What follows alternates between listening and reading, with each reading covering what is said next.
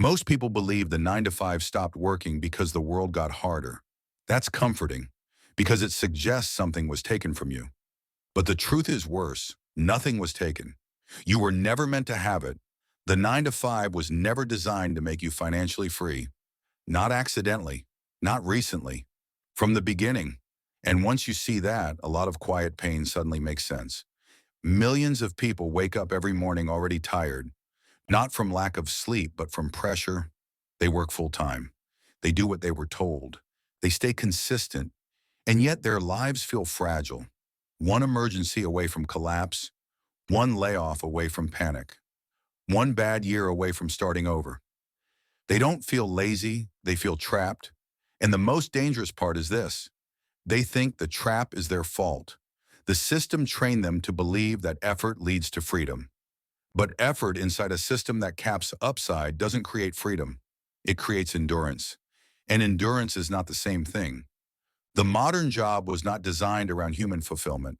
It was designed around control and predictability. The 9 to 5 came from factories where humans were inputs, not individuals. Time was standardized so labor could be measured. Wages were fixed so costs could be predicted. Schedules were rigid so people could be replaced.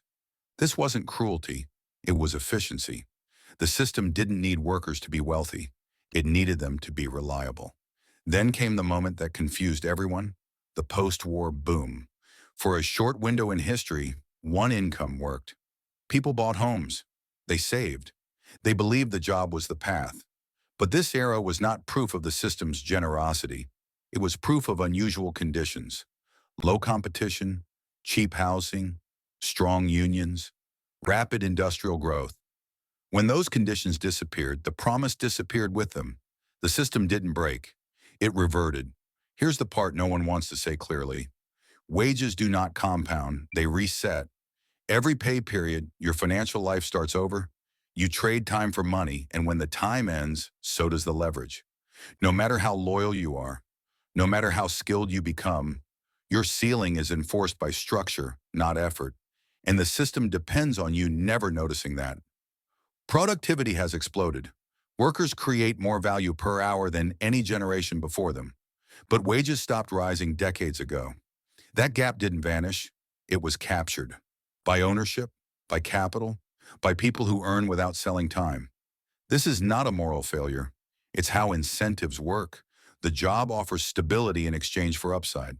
That trade feels safe until inflation shows up, until housing doubles, until healthcare spikes, until education becomes debt.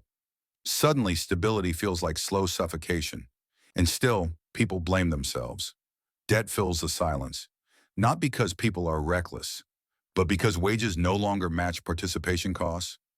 Debt doesn't trap you with chains, it traps you with responsibility. You can't stop, you can't pause, you can't risk. Not because you're afraid, but because missing one payment collapses everything. This is where the system becomes invisible, because it doesn't shout, it whispers. Just work a little harder. Be grateful. Everyone's struggling. Burnout becomes normal. Exhaustion becomes virtue. People don't realize they're not failing. They're responding correctly to a system that demands more and returns less. The cruelest trick wasn't economic, it was psychological. Work became identity. So when work stopped providing security, people internalized the blame. I'm behind. I didn't try hard enough. I should be further by now.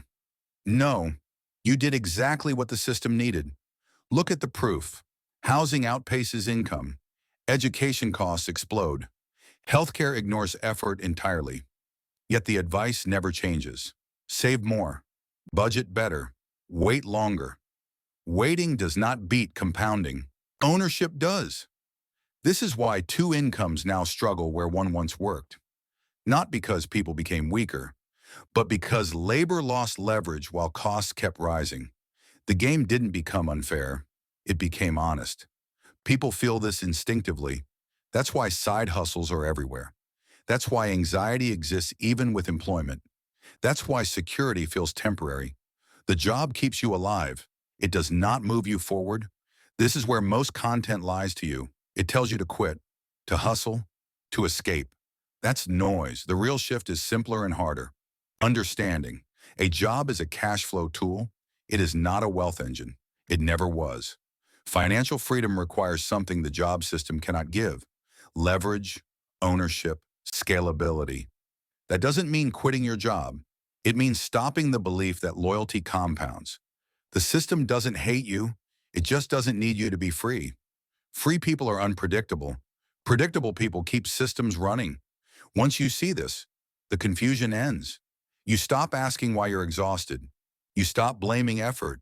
You stop waiting for permission, not because you're angry, but because you're awake. The 9 to 5 didn't fail you. It performed exactly as designed. The real cost wasn't money. It was time spent believing something that was never promised in the first place. Clarity doesn't make you rich, but it stops you from paying for illusions. And illusions are the most expensive thing people buy every day.